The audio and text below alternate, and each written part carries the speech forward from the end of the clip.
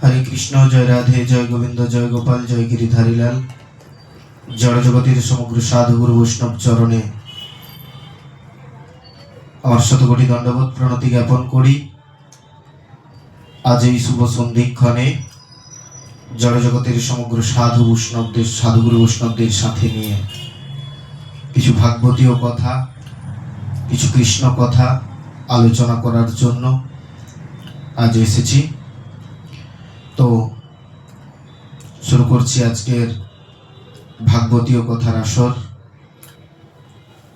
বন্দে অহং শ্রী গুরু শ্রীযুত পদ কমলং শ্রী গুরু বৈষ্ণবাংশ্চ শ্রীরূপং সাগ্রজাতং সহগণ রঘুনাথান্বিতং তং সজীবং সাদ্বৈতং সাবধূতং পরিজন সহিতং শ্রীকৃষ্ণ চৈতন্য দেবং শ্রী রাধা কৃষ্ণ মিলিত সহগণ ললিতা শ্রী বিশাখান্বিতাংশ্চ অজ্ঞানং তিমিরান্ধস্য জ্ঞানাঞ্জন শলাকয়া চক্ষুরুন্মিলিত যেন তস্मै শ্রী গুরবে নমঃ। গুরু ব্রহ্মা গুরু বিষ্ণু গুরুদেব মহেশ্বর গুরুরেব পরম ব্রহ্ম তস্मै শ্রী গুরবে নমঃ। হে কৃষ্ণ করুণা সিন্ধু দীনবন্ধু জগৎপতে গোপেশ গোপিকা কান্ত রাধাকান্ত নমস্তুতে। তপ্ত কাঞ্চন গৌরাঙ্গিনী রাধে বৃন্দাবনেশ্বরী বৃষভানুসুতে দেবী প্রণমামি হরি প্রিয়া।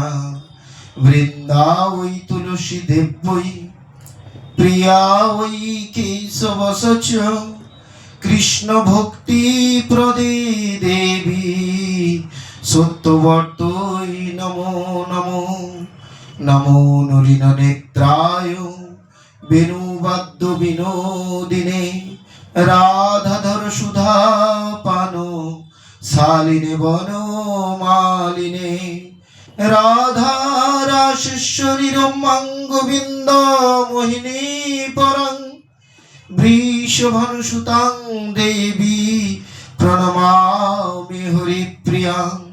মহাভাব স্বরূপ ত্বং কৃষ্ণ প্রিয়া বরীয়সী প্রেম ভক্তি প্রদে দেবী সত্যবর্তৈ নমো নমো। নবীন নিরোধ শ্যামং নীলেন্দিবর লোচনম গোপিকা নয়নানন্দ গোপাল প্রণমহম। জয় গোবিন্দ জয় গোপাল গিরিধারী মাধব মদন গোপাল। জয় গোবিন্দ জয় গোপাল গিরিধারী মাধব মদন গোপাল।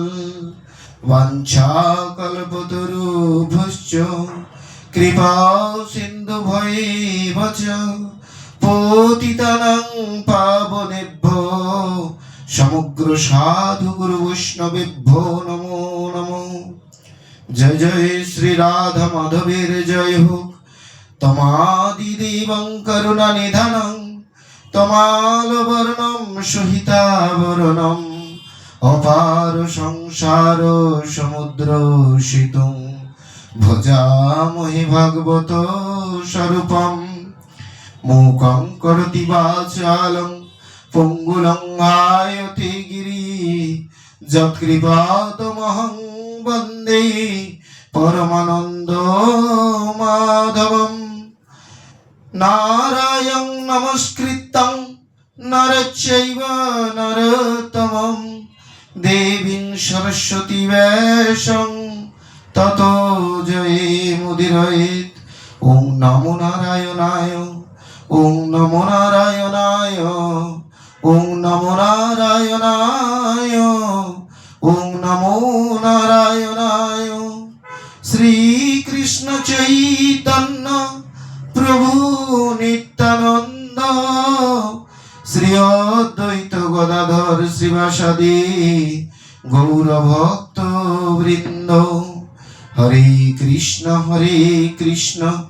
কৃষ্ণ কৃষ্ণ হরে হরে, হরে রাম রাম রাম হরে হরে, হরে কৃষ্ণ কৃষ্ণ কৃষ্ণ হরে হরে, হরে রাম রাম রাম হরে হরে। জড় জগতের সমগ্র বৈষ্ণব চরণে আমার শতকোটি দণ্ডবত প্রণতি জ্ঞাপন করে আজ এই মহাশুভ সন্ধিক্ষণে যে সকল সাধু গুরু বৈষ্ণব তথা আদ্যা শক্তি মহামায়ার স্বরূপিণী আমার ভক্তিমতী মায়েরা যারা ইউটিউবের মাধ্যমে আমার এই পাঠ শুনছেন, সবার রাতুল চরণে শতকোটি দণ্ডবত প্রণতি জ্ঞাপন করি। এছাড়াও আমার পরম আরাধ্য দেবতা যিনি আমার গৃহে অধিষ্ঠান করে রয়েছেন, সেই রাধা মাধব সঙ্গে আমার গোপালকে শতকোটি দণ্ডবত প্রণতি। আজ যার লাগি এই মহাশুভ সন্ধিক্ষণে আপনারা আমরা সবাই মিলে নিত্যানন্দ ত্রয়োদশীর আগের রজনীতে এই হরিনাম সংকীর্তন শুনব, তাদের চরণে শতকোটি দণ্ডবত প্রণতি জ্ঞাপন করি। ওই নদিয়া নগরে সচী মাতার ঘরে উদয় হলো আমার নিমাই চাঁদ, প্রাণের গৌরাঙ্গ আমার উদিত হলেন কলিযুগের ভাগ্যাকাশে। শুধুমাত্র এই কলির কলুর নাশের জন্য তিনি মহানাম বিলিয়ে গেলেন। কলিযুগের তারক ব্রহ্মনাম, যিনি আমাদের সমস্ত পাপ থেকে মুক্ত করার জন্য অবতরণ করলেন ওই সচী মাতার গর্ভে।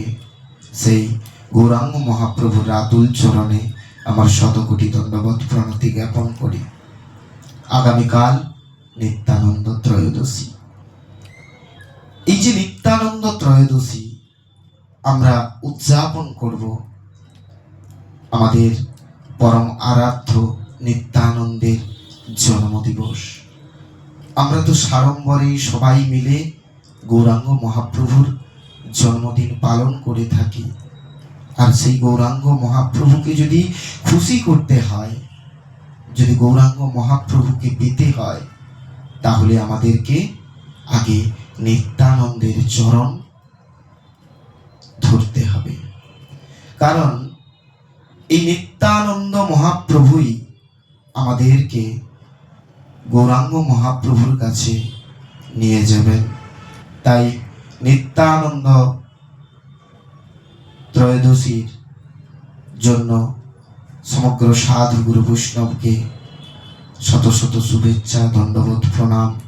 কেননা আমরা এই কলিযুগের মাঝে জন্মগ্রহণ করেও আমরা আমাদের পরম আরাধ্য দেবতাকে আমরা চিনতে পারি নাই।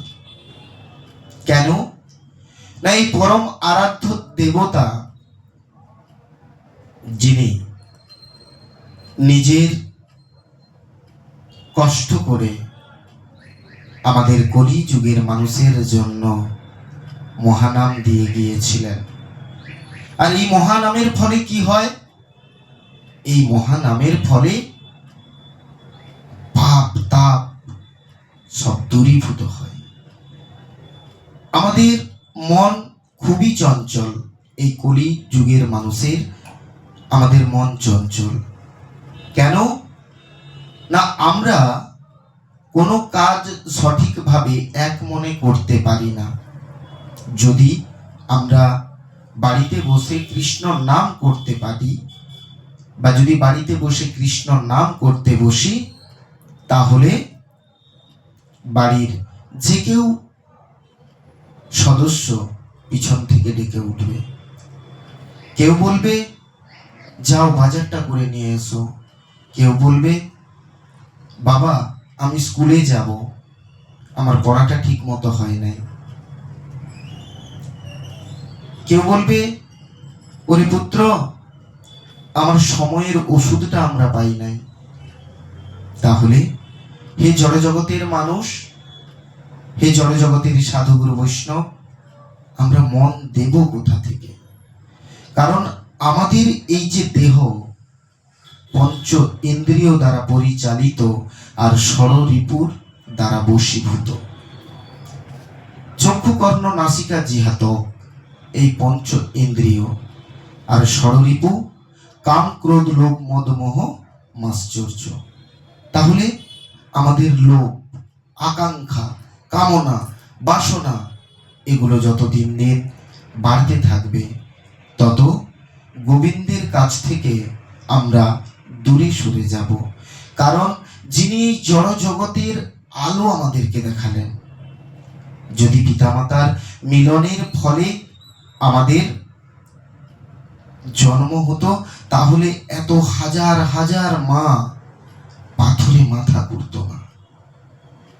বিশ্বপিতার আজ্ঞায় আজ আমরা এই কলিযুগের মাতৃ জঠরে এসেছি। আর সেই বিশ্বপিতাকে আমরা মাতৃ জঠর থেকে যখন এই ধরাভূমিতে পতিত হলাম, তখন আমরা বিশ্বপিতাকে ভুলে গেলাম। বিশ্বপিতাকে ভুলে গিয়ে আমাদের কি ক্ষতি হলো? তাকে আমরা চিনলাম না, তাকে আমরা জানলাম না। এই যে পর্যায়ক্রমে মানুষের জীবনে চারটি ধারা, কোনটা? শিশুকাল, কৈশোরকাল, যৌবনকাল, আর কি মাগো? বৃদ্ধকাল। এই পর্যায়ক্রমে আমাদের জীবনে প্রত্যেকটি মুহূর্তে আমরা আমাদেরকে নিয়ে ব্যস্ত রয়েছি, কিন্তু আমরা তো বিশ্বপিতার সন্তান। তিনি আমাদের দিকে তাকিয়ে বসে আছেন। জড় জগতের পিতাকে যেমন আমরা প্রত্যহ নিত্য নৈমিক আহারাদি প্রদান করি, জড় জগতের পিতা খুশি হন, তেমন বিশ্ব পিতাকেও আমাদের খুশি করা একান্ত প্রয়োজন। কিভাবে? আমরা ওই বিশ্ব পিতাকে কিভাবে খুশি করতে পারব? বিশ্ব পিতাকে খুশি করতে গেলে আমাদেরকে কি কি করতে হবে? তার নাম গান করতে হবে। বিবিধ নৈবেদ্য প্রদান যদি নাও আমরা করতে পারি, তাহলে আপাতত একটি তুলসী পত্র গঙ্গা জলে ডুবিয়ে তার চরণে দিয়ে যদি বলি, হে পিতা, আমি আপনার অধম সন্তান, আপনি কৃপা করে আপনার চরণে আমাকে ঠাঁই দেন, তাতেই তিনি সন্তুষ্ট। আমাদের কাছ থেকে তার কোনো চাওয়া নেই, তার কোনো পাওয়া নেই। এই জড় জগতের পিতামাতা যারা আমাদেরকে 10 মাস 10 দিন গর্ভে ধারণ করে এই ধরাভূমিতে পতিত করেছেন, তিনি যেমন ছোট্ট থেকে আমাদেরকে নিজের মাতৃদুগ্ধ পান করিয়ে এত বড় সুন্দর সুঠাম দেহ প্রদান করেছেন, তার যেমন আমাদের কাছ থেকে কোনো চাওয়া নেই, তেমনি বিশ্বপিতারও আমাদের কাছ থেকে কোনো চাওয়া নেই। নববিধা ভক্তির মধ্যে শেষ ভক্তি আত্মসমর্পণ। আর আমরা সেই দুটি বাহু তুলে যদি তার চরণে বসে আত্মসমর্পণ করে বলি, হে পিতা, আপনি কৃপা করুন, আমি আপনার অধম সন্তান, আমাকে ক্ষমা করুন, কারণ আমি বুঝিনি এই মায়ার সংসারে এসে আমি মায়াতে জড়িয়ে পড়ব, আর সেই মায়াতে জড়িয়ে পড়ে আমি আপনাকে ভুলে যাব। তাই তো কলিযুগের মানুষ আমরা মূঢ় ব্যক্তি। আমরা 84 লক্ষ জনি পার করে এই সাধের মানব জন্ম পেয়েছি, আর এই সাধের মানব জন্ম পেয়ে হেলায় ফেলায় দিনগুলো কাটিয়ে দিচ্ছি। যেমন আমাদের জন্ম হয়েছে, তেমনি ধীরে ধীরে বড় হয়েছি, আবার ধীরে ধীরে আমরা বৃদ্ধ হব। যে সংসারকে সমস্ত কিছু উজাড় করে দিলাম, সেই সংসারের কেউ আপন নয় মা। যাকে আমরা কিছু দিতে পারিনি, যাকে আমরা ভুলে আছি, তিনি আমাদের পরম গোলক ধাম দিতে পারেন।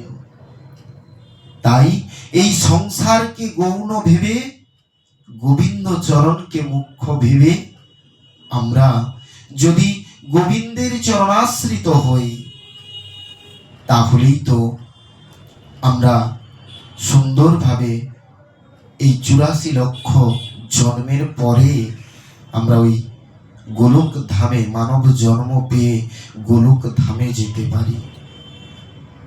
কারণ এ জন্ম শত ভাগ্যে হয়, আর এই জন্মে কৃষ্ণ ভক্তির উদয় হয়।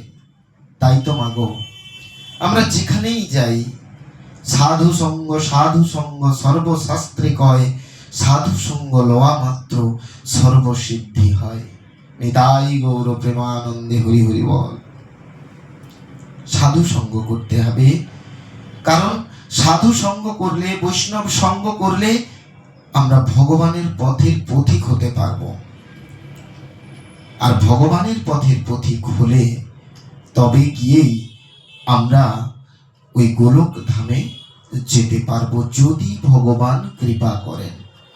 না হলে হেলাতে জীবন জপিও নায়ার, যুগল কিশোর চরণ ভজন। হেলা ফেলার জীবন নয়। তেজি ভোগ আশা করি নাম মকরন্ধে, তেজি ভোগ আশা করি নাম মকরন্ধে। হেলাতে জীবন জপিও নায়ার, যুগল কিশোর চরণ ভজন। তাহলে এই জীবনটাকে হেলা ফেলায় না ফেলিয়ে, সমস্ত কিছু সংসার নিয়ে মত্ত না হয়ে আমরা যদি গোবিন্দ চরণে যেতে পারি, সেটাই আমাদের বাস্তবতা, সেটাই আমাদের জীবনের শ্রেষ্ঠত্ব। কারণ এই জীবন শুধু সংসার নিয়ে থাকার নয়, এ জীবন শুধু জনজগতের সমগ্র সুখ ঐশ্বর্য বৈভব নিয়ে থাকার নয়। এই জীবনটা এক অমূল্য জীবন। কারণ এই 84 লক্ষ জনির মধ্যে থেকে আমরা কতবার না বৃক্ষলতা গুল্ম আদিতে পরিণত হয়েছি, কতবারই না কীট পতঙ্গ রূপে জন্মগ্রহণ করেছি, আবার কতবারই না পশু পক্ষী রূপে জন্মগ্রহণ করেছি। আর শেষ জন্মে আমরা পেয়েছি এই সাধের মানব জন্ম। কত কত জন্মের পুণ্যের ফলে এই মানব জন্ম আমরা পেয়েছি। কোনো কুকুর কিন্তু, কোনো পশু কিন্তু, কোনো গবাদি পশু কিন্তু, কোনো পাখি কিন্তু নিজ মুখে কৃষ্ণ নাম করতে পারে না। এই মানব জন্মে আমরা নিজ মুখে কৃষ্ণ নাম করতে পারি। আমরা বলতে পারি, হে গোবিন্দ, হে দয়াল, হে গিরিধারী লাল, প্রভু তুমি আমার মন আমার জীবন, থেকো চিরকাল। তাই তো বলি, এত সুন্দর জন্ম পেয়ে আমরা যদি নিজেদেরকে নিয়ে ব্যস্ত থাকি, তাহলে গোবিন্দ চরণে যাব কবে? যদিও বা এই সমাজের বিভিন্ন কলুষতা, যদিও বা এই সমাজের বিভিন্ন কঠোরতা, যদিও বা এই সমাজের বিভিন্ন নির্মমতা বর্বরতা, আমাদের মধ্যে চেয়ে আছে, তার মধ্যে থেকেও যদি আমরা প্রয়াস করি যে আমরা গোবিন্দকে নৈবেদ্য অর্পণ না করে আহারাদি গ্রহণ করব না, সেটাই হবে আমাদের জীবনের শ্রেষ্ঠ পাওয়া, আমাদের জীবনের মূল লক্ষ্য। আমরা এই সংসার জীবনে থেকে মানব রূপে এসে আমরা লক্ষ্য করি, কি লক্ষ্য করি?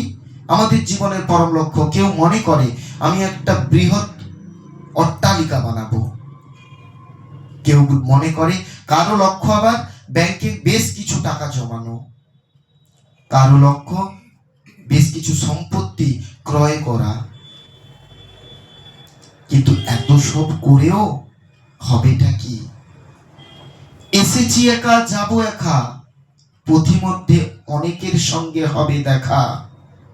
শেষের দিনে আছে এক দীনবন্ধু মোর, যে সঙ্গে যাবে। আর সেই দিনের বন্ধু, দীনবন্ধু আমার নিতাই গৌর প্রেমানন্দে হরি হরি বল, কে না স্বয়ং অনাদিরাদি গোবিন্দ।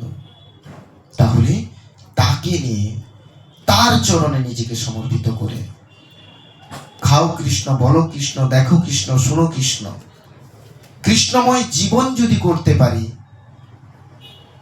এই লক্ষ্যটা আমাদেরকে রাখতে হবে যে আমরা যেমন বৃহৎ একটি অট্টালিকা বানাবো,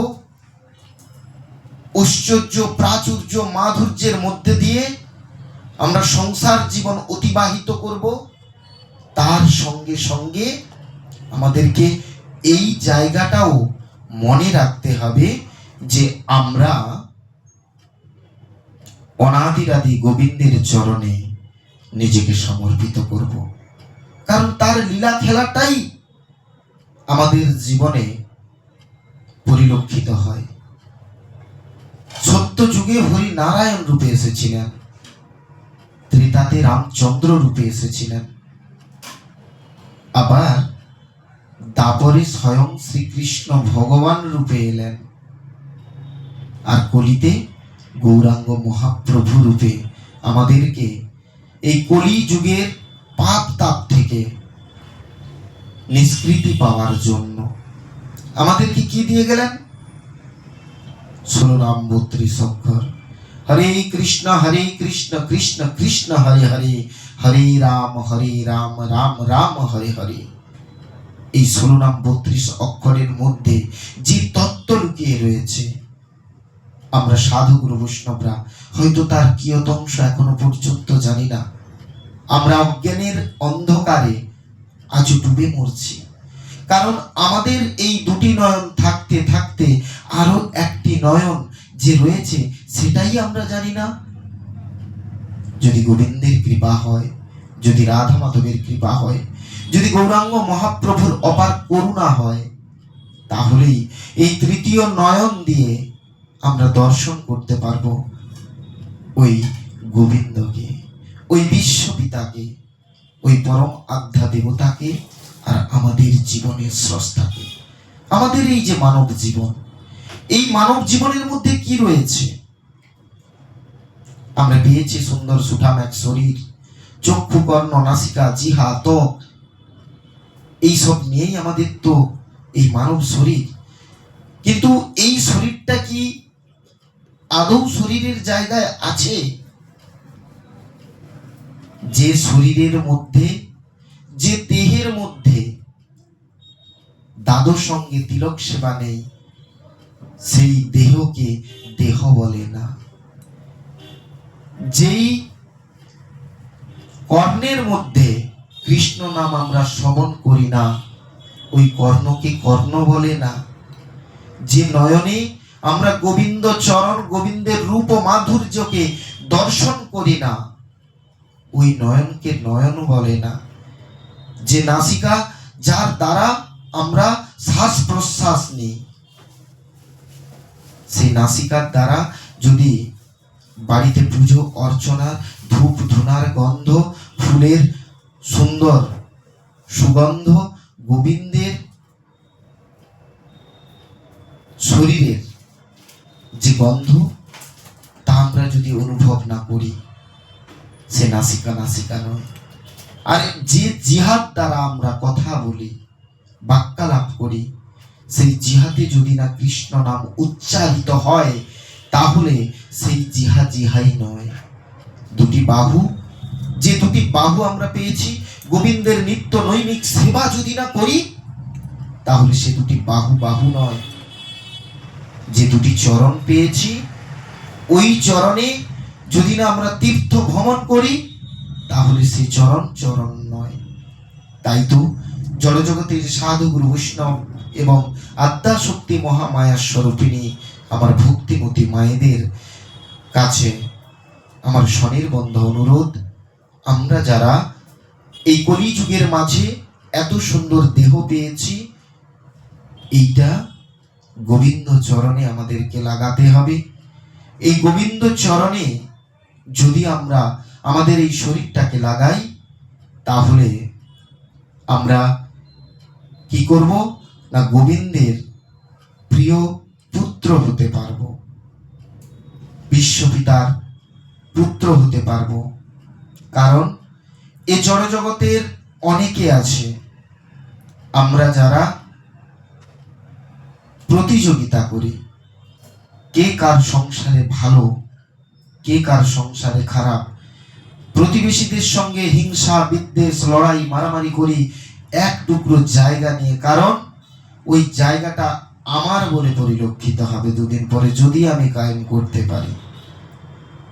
সেভাবে যদি না আমরা ওই লক্ষ্যটাকে স্থির রাখি যে আমরা গোবিন্দের প্রিয় পুত্র হব, তাহলে কিন্তু আমাদের জীবনের কোনো মূল্য নেই।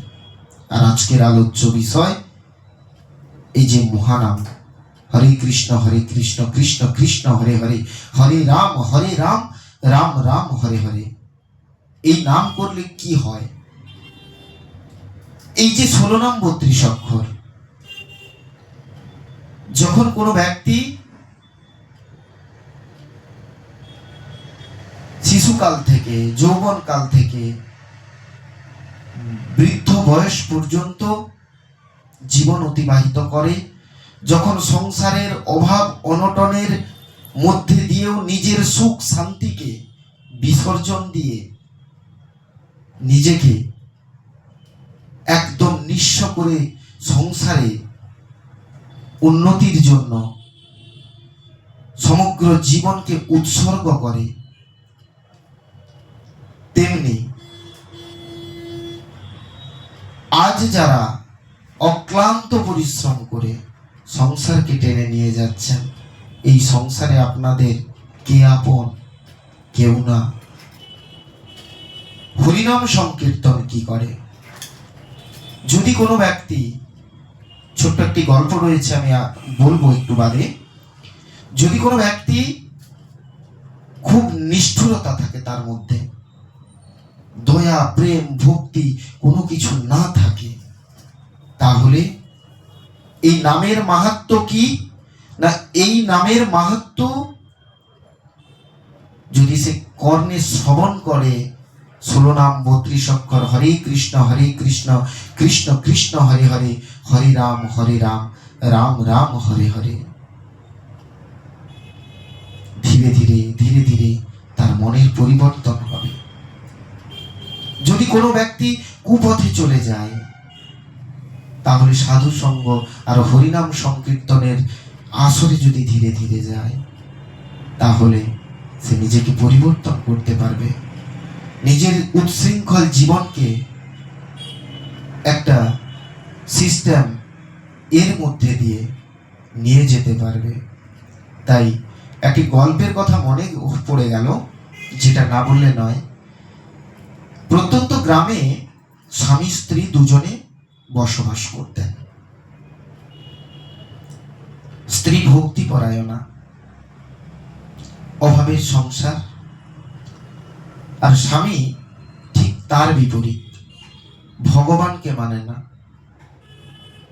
সে মনে করে আমি যা করছি সেটাই ঠিক, আমি যদি হাতে রোজগার করি তবে আমার সংসার চলবে, ওই গোবিন্দ চরণ গোবিন্দ গোবিন্দ বলে কৃষ্ণ কৃষ্ণ বললে কি লাভ হবে?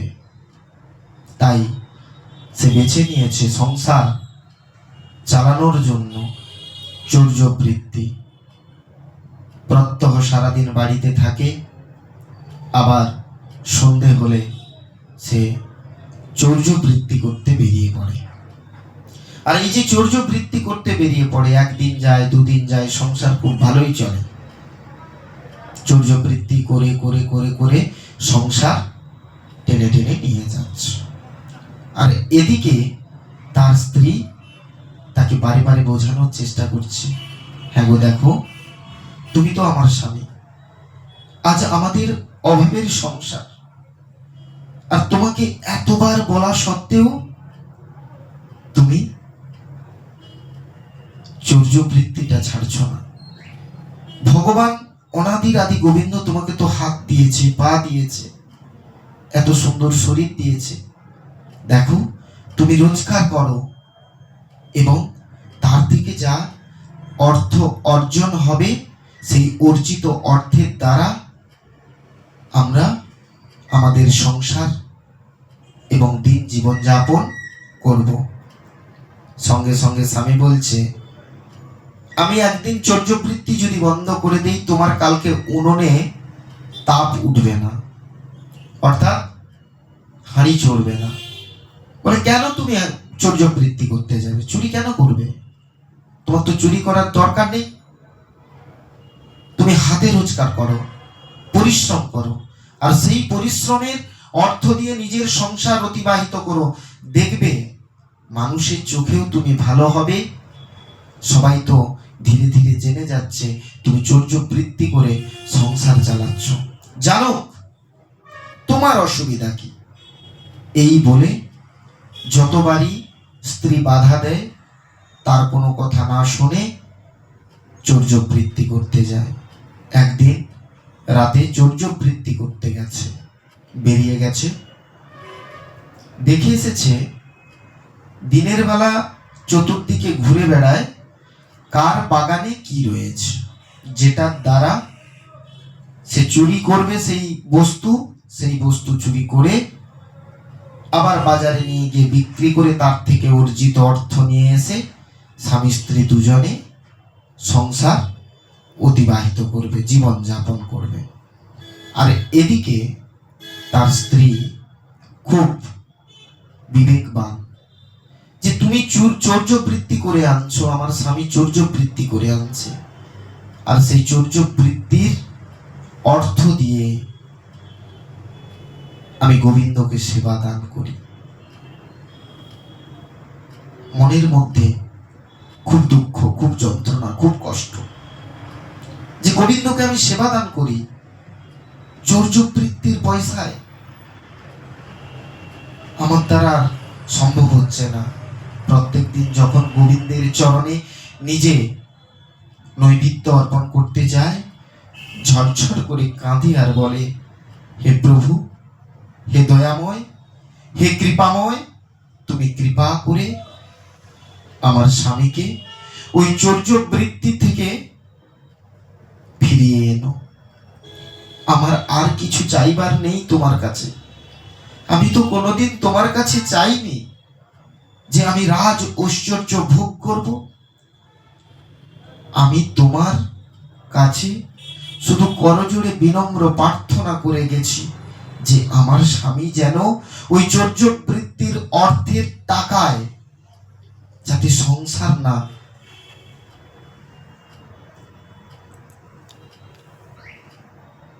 প্রতিপালন করে।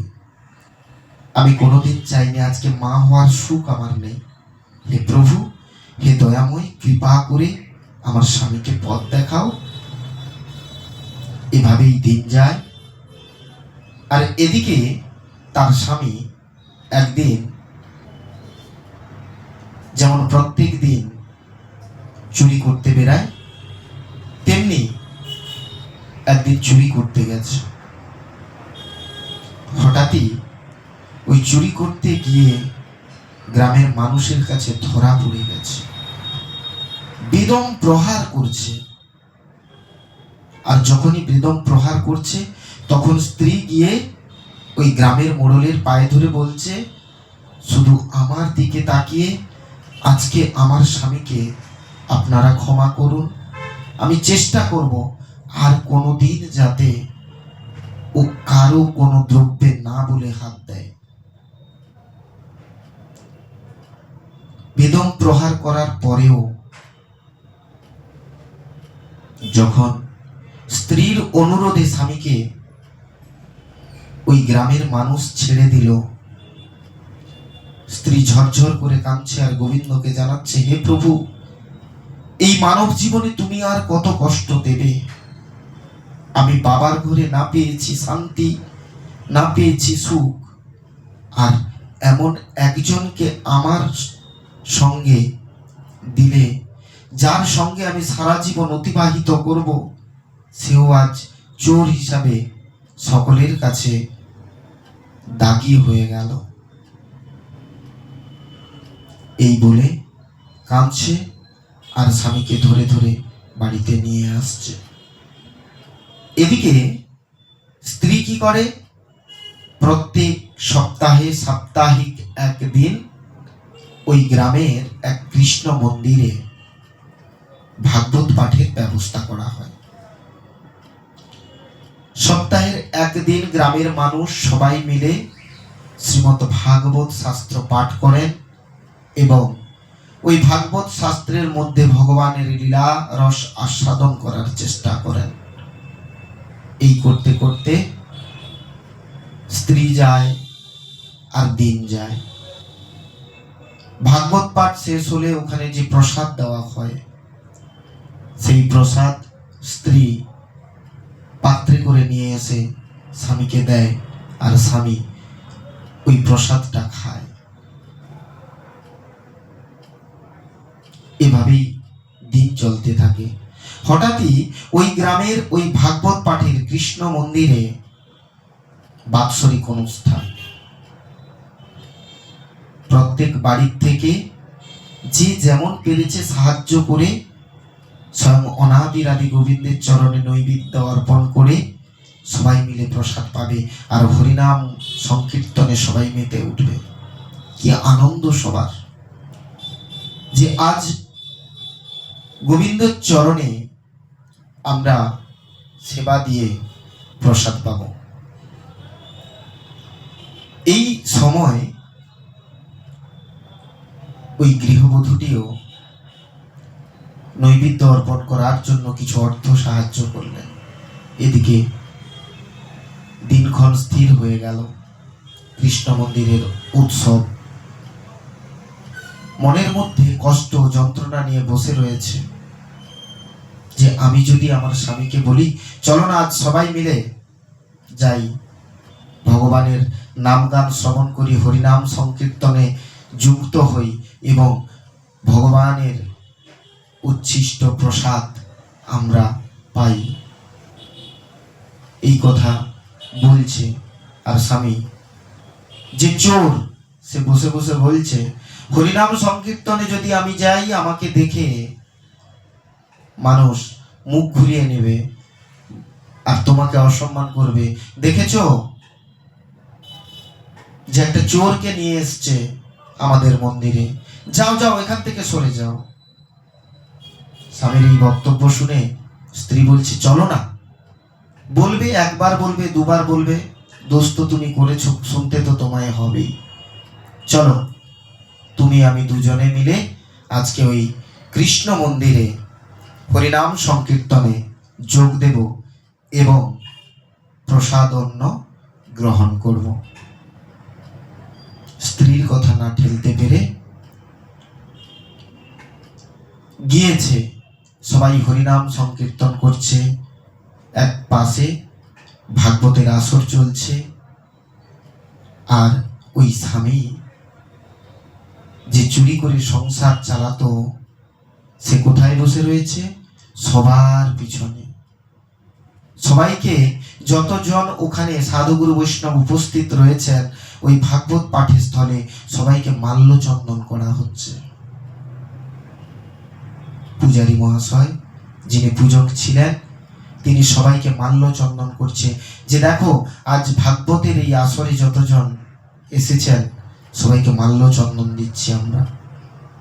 চন্দনের ফোঁটা, ফুলের মালা, পরপর দিতে দিতে গিয়ে দেখে যে চোর চুরি করে সংসার চালাতো, গ্রামের মানুষের কাছে চুরি করতে গিয়ে ধরা পড়ে হেনস্থা হয়েছে, সে পিছনে বসে আছে। তাকেও মাল্যচন্দন করে বরণ করলো। তখন যে চৌর্যবৃত্তি করত, বসে বসে মন্দিরের আঙিনায় ঝরঝর করে কাঁদছে, হে প্রভু আমি কি ভুল করেছি, আজ আমার মতো একজন চোরকে আপনার আসরে আসার জন্য, আপনার হরিনাম সংকীর্তনে অংশগ্রহণ করার জন্য মাল্য চন্দন দিয়ে সম্মানিত করা হলো। প্রভু আমি ভুল করেছি, এই জনম যতদিন থাকবে, এই দেহে যতদিন প্রাণ থাকবে, আমি কোনোদিন আর চৌর্যবৃত্তিতে যাব না। আমি নিত্য নৈমিক দুহাতে পরিশ্রম করব, তার অর্জিত অর্থ এনে আমিও সাধুগুরু বৈষ্ণব সেবা দেব, আর কৃষ্ণ মন্দির অর্থাৎ আপনার মন্দির থেকে আপনার বিগ্রহকে বাড়ি নিয়ে যাব। দুটি বাহু তুলে হরিনাম সংকীর্তনে মেতে উঠল সবাই, শত শত মানুষ, সাধুগুরু বৈষ্ণব তাই গৌর প্রেমানন্দে হরি হরি বল। তার সঙ্গেও ওই ব্যক্তি দুটি বাহু তুলে কৃষ্ণ নাম করছে। গ্রামের মানুষ দেখে তো অবাক, যে একজন ব্যক্তি নিজের বিশৃঙ্খলা জীবন, সেই বিশৃঙ্খলা জীবন থেকে বেরিয়ে আজ হরিনামের আসরে এসেছে। গ্রামের মানুষ তো চায় যে আমাদের রাম শ্যাম যদু মধু সবাই যেন ভালো হয়, যেন কৃষ্ণ পথের পথিক হয়। প্রত্যেকটি গ্রামের মানুষ কত সুন্দরভাবে প্রত্যেকটি মানুষকে সুযোগ দেয় যে তোমরাও হরিনাম সংকীর্তনে এসো, নিজের চারিত্রিক দৃষ্টিভঙ্গি পরিবর্তন করো। তেমনি সবাই মিলে বসে প্রসাদ পেল। আর এদিকে যে চুরি করত, পরদিন সকাল থেকে উঠে যেন এক নতুন সকাল তার জীবনে তৈরি হলো। কি করলেন? সকাল থেকে উঠে স্নানাদি সেরে নিজের স্ত্রীর সঙ্গে তার আরাধ্য দেবতা, বাড়িতে যে ছোট্ট গোপালের বিগ্রহ ছিল, তার কাছে গিয়ে বসলো। স্ত্রী বড় খুশি, আমার স্বামী, যেটা আমি কোনোদিন পারিনি। হে গোবিন্দ, হে গৌরাঙ্গ মহাপ্রভু, তোমার দেখানো পথে, তোমার এই 16 নাম 32 অক্ষরের মহিমায় আমার স্বামী আজ চৌর্যবৃত্তি ছেড়ে গিয়ে, তার খারাপ গুণ ছেড়ে দিয়ে ভালো গুণে উপনীত হয়েছে। প্রভু, এটাই তোমার কাছে চেয়েছিলাম, আর তুমি সেটা আজ আমাকে প্রদান করেছ। এ ঋণ আমার জীবন দিয়েও আমি কোনোদিন শোধ করতে পারবো না। স্বামী স্ত্রী দুজনে মিলে বসে ব্রহ্ম মুহূর্তে স্নানাদি সম্পন্ন করে গোবিন্দকে নৈবেদ্য অর্পণ করে দুজনে মিলে কৃষ্ণ নাম করতে লাগলেন। হরে কৃষ্ণ কৃষ্ণ কৃষ্ণ কৃষ্ণ হরে হরে, হরে রাম রাম রাম রাম হরে হরে, হরে কৃষ্ণ কৃষ্ণ কৃষ্ণ হরে হরে, হরে রাম রাম রাম রাম হরে হরে।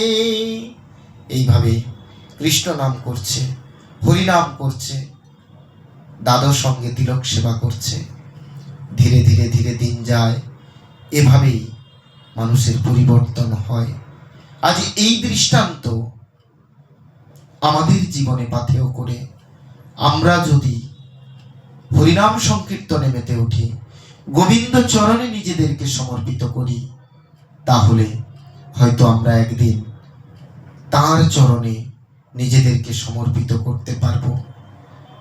এই নামের মহিমা, এই কৃষ্ণ নামের মহিমা, রাম নামের মহিমা, হরে নামের মহিমা, এর তত্ত্ব অনেক সুদূর প্রসারী। আমরা যারা সাধুগুরু বৈষ্ণব শুধুমাত্র নাম নিয়ে মেতে রয়েছি, কিন্তু বাবা নামের তাৎপর্য বুঝতে হবে। আর শুধু নাম করলে হবে না, নাম প্রসার করতে হবে। যেটা গৌরাঙ্গ মহাপ্রভু আমাদের দিয়ে গেলেন, আমাদের জীবনের এই মূল উদ্দেশ্য হরিনাম প্রসার। আর এই হরিনামই যদি না এই মানব জীবনে আমরা প্রসার করতে পারি, তাহলে আমাদের জীবনের মূল্য কি? তাই তো জড় জগতের সমগ্র সাধু গুরু বৈষ্ণব চরণে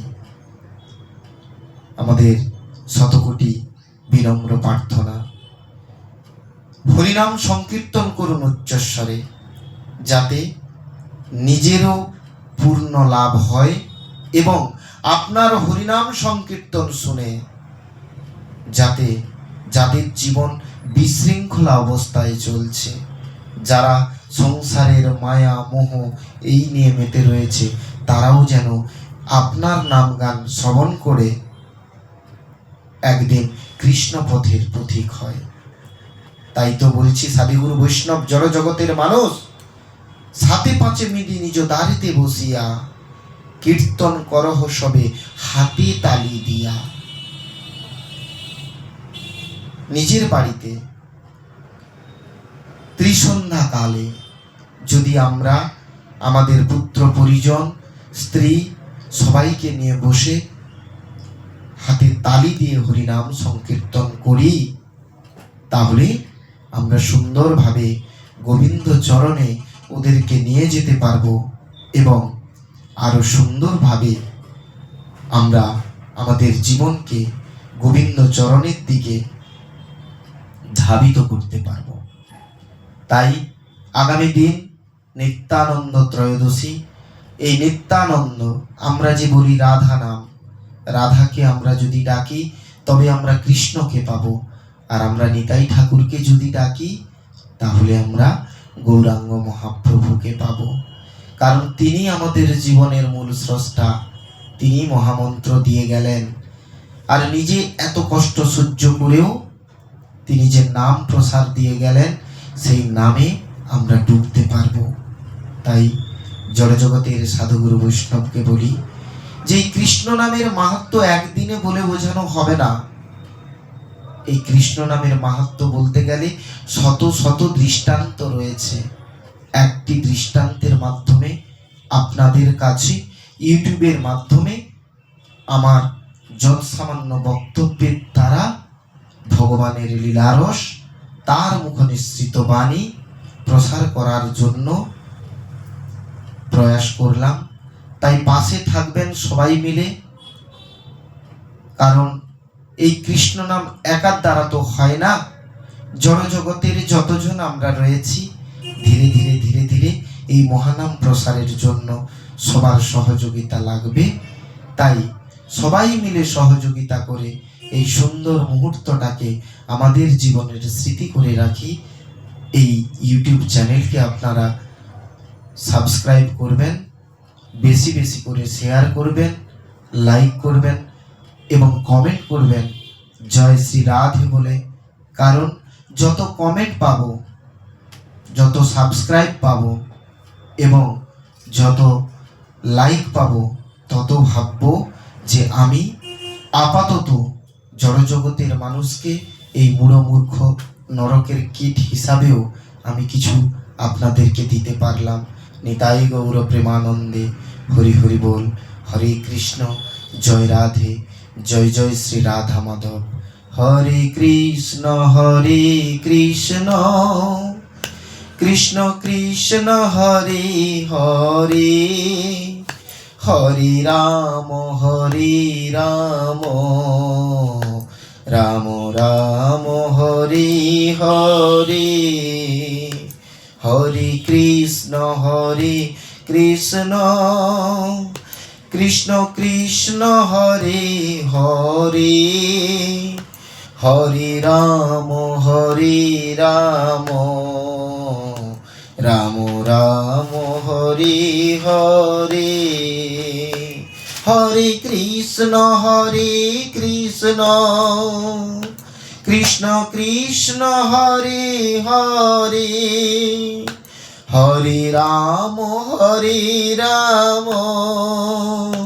রাম রাম হরে হরে, হরে কৃষ্ণ কৃষ্ণ কৃষ্ণ হরে হরে, হরে রাম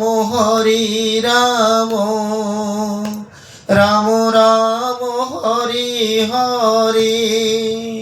নিতাই গৌর প্রেমানন্দে হরি হরি বল, হরি হরি বল, হরি হরি বল।